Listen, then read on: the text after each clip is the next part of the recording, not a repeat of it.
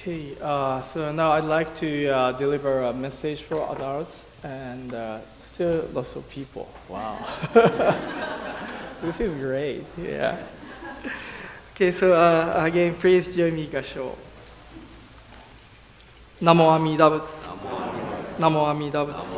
Namo Amida Butsu. Namanda, Namanda, Namanda.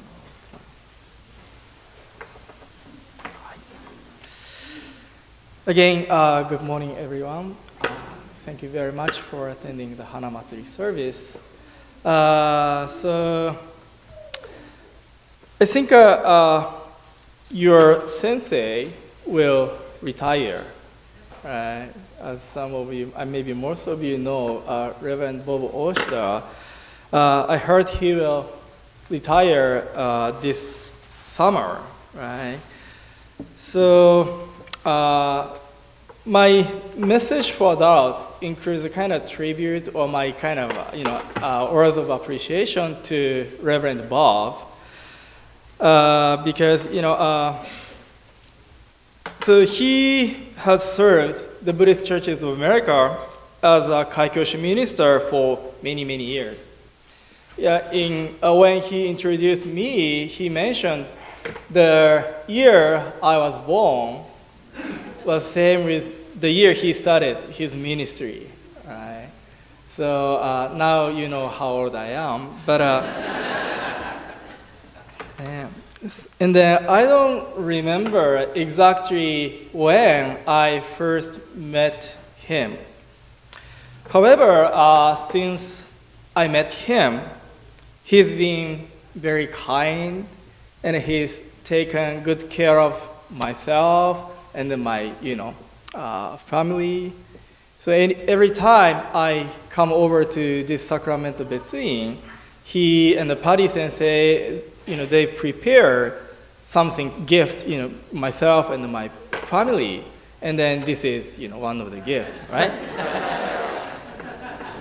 This is such a nice, wonderful gift. Yeah, he really knows kids, right? So he's very good at, cartoons and then toys.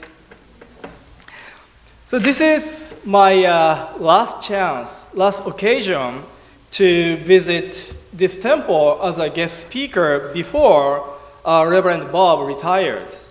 Right? So when I got a call from Bob Sensei to schedule today's guest speaking, to be honest, I was so glad. I was so glad. So there are only limited numbers of chance to invite our guest speakers, right, before his retirement. Luckily, I could receive one of them, this great opportunity. So I'm very, very honored. I'm very glad to be here as a guest speaker before he retires. There are over 40 active ministers within our organization, BCA, Buddhist Churches of America now. And each minister has, great talent, right? But Reverend Bob is one of my most favorite ministers. Of course, he has a lot of talent, right? And I'd say one of his, great talents is his memory. So after service, we, ministers and the minister's assistant, stand in front of the podium, and then we shake hands, with members. And he always talked to members with their names. And what made me really surprised was he also memorizes all the names of Dharma school students. See? So Sacramento has a huge number of Dharma school kids. But he memorized their names. And then even after they graduate school, high school, and then they go to college. Sometimes summertime, kids come back and then, come to the Sunday service. But he still remembers their names. It's amazing. It's amazing. But I'm sure he makes great efforts to memorize the names of all members and Dharma school teachers. And then the other thing that I learned from Bob Sensei was how to deliver the Dharma. Right? As a minister, how to deliver Dharma. He says the Dharma message should be as simple as or as easy as even 9-year-old kid can understand it. Right? So if parents also get it. Right? So I totally agree with this idea. Right? So sometimes Buddhist teachings are too philosophical or too metaphysical, too complicated.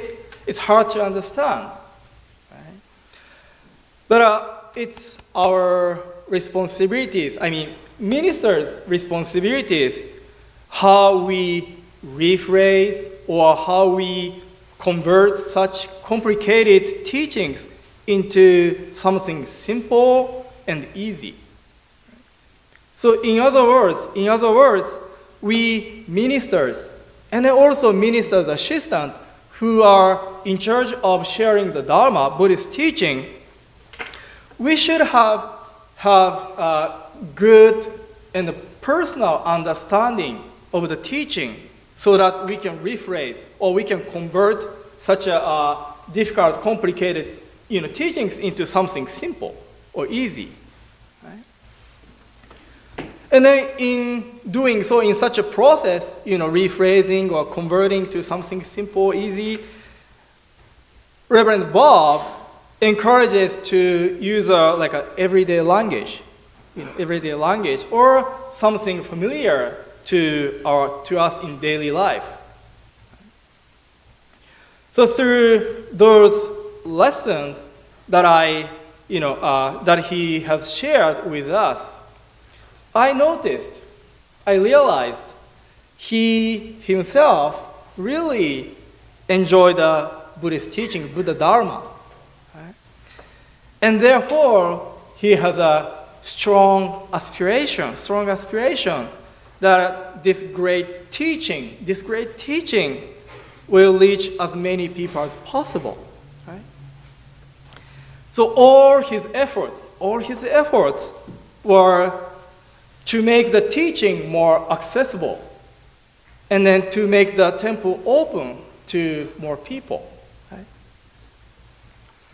So in my message to Dharma school student, I use this TV remote to describe what kind of life we are living in our daily life from Buddha's perspective.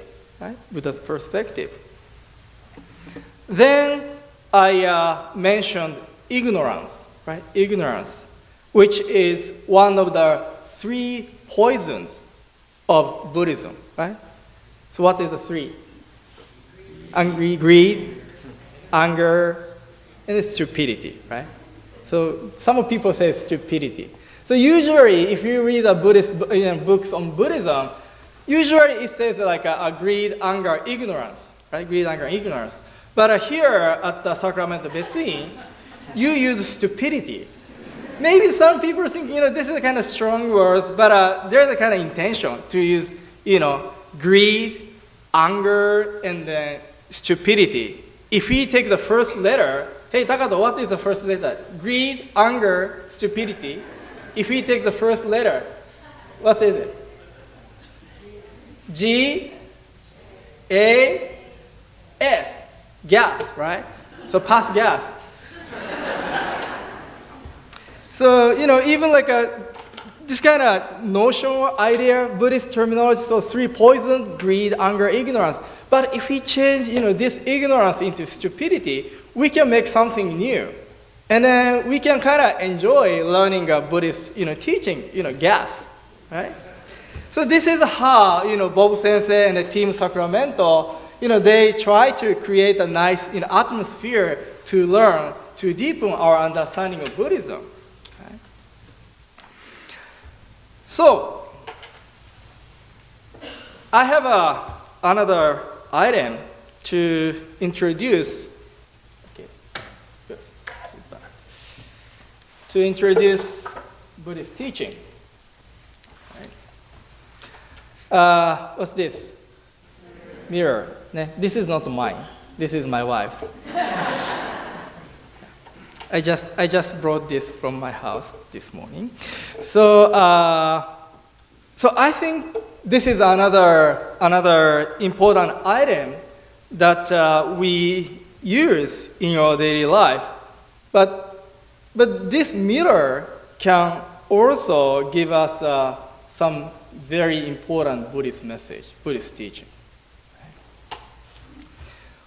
When do we use mirror? Why do we use mirror? Who use mirror? Right? Those are the questions. When do we use mirror? Why do we use mirror? Who use a mirror? Right?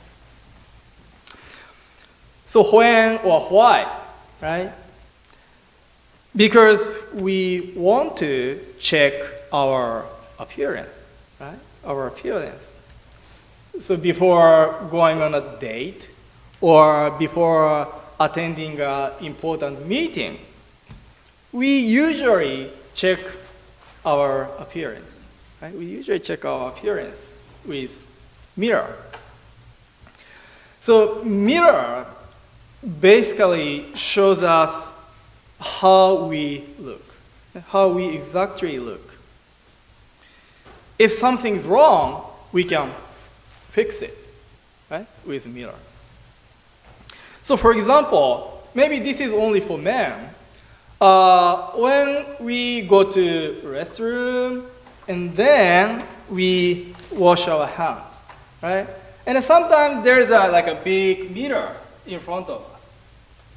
And then while washing my hands, sometimes a mirror talks to me. Right? Excuse me, Kyo, but I think your zipper is still open. Right?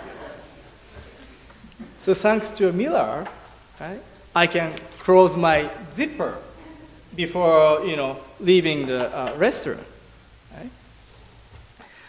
So the more you pay attention to your appearance or how you look from other people, the more often, the more frequently you look into a mirror to check yourself, right? To check yourself. And then by doing so, by checking a mirror, you can make yourself look better, right? And then also, mirror has another, shows us a part of our body that we cannot see directly, such as our, face or our back. Right? By using a mirror, we can see those parts of our body. Right? So, mirror is very, very useful. And the mirror kind of inevitable item in our daily life. Right? This is very, very important item. Shandao, I think there is a school, so Shandao, who is a great Chinese master and one of the fifth of the seven masters on the left side, you can see a scroll, right?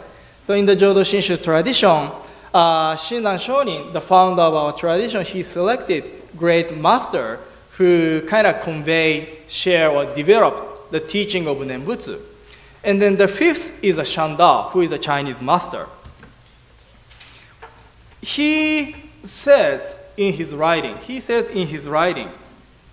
Buddhist teachings can be compared to a mirror. Buddhist teaching can be compared to a mirror. This is because Buddhist teachings show us how we are living our daily life. Right? Buddhist teachings show us how we are living our daily life. When we look into a mirror, we see how we look. In the same way, when we listen to the Dharma, when we listen to the Buddhist teachings, we can see how we truly are, who we are. Right? So Buddha honestly, and then sometimes even politically, tells us, how we are living our daily life. So as Miller does, Buddha shows us what we don't see by ourselves, or what we don't want to see by ourselves. Right? So in other words, by truly listening to Buddha's teaching, we can truly know ourselves. See, by truly listening to the Buddha Dharma, Buddhist teaching, we can truly know ourselves. And I would say this is the kind of main theme of Buddhism. Know yourself. Right? So this is a kind of message from Buddha. Know yourself. Right? And then when we truly know ourselves, then we can take an action. Right? We can take an action. And then we know what to fix or what to improve. Right? So that's why it's very important to truly know ourselves. So as we often use a mirror to check or to fix ourselves, our physical appearance, right? We need a mirror of Dharma. Okay, mirror of Dharma to truly know how I live or what to fix of myself. And then where to get this mirror of Dharma. Again, this is the place we can get the mirror of Dharma. Right? Or you can find a mirror of Dharma in reading books on Buddhism. Or maybe you can find it in the conversations with your Dharma friends. Right? So this is a kind of another item that we usually use in your daily life, but also gives us some, lessons or teaching of Buddha. Right? And then actually I have another thing to introduce the teaching of Buddha. Right? Do you know what this is? Radio. Yeah, this is the radio. So this is another kind of good example to explain kind of essence of Buddhism. So like a mindfulness, or how we listen to the Dharma, or how we see things around us. But maybe next time, because I have kind of 15 minutes or so.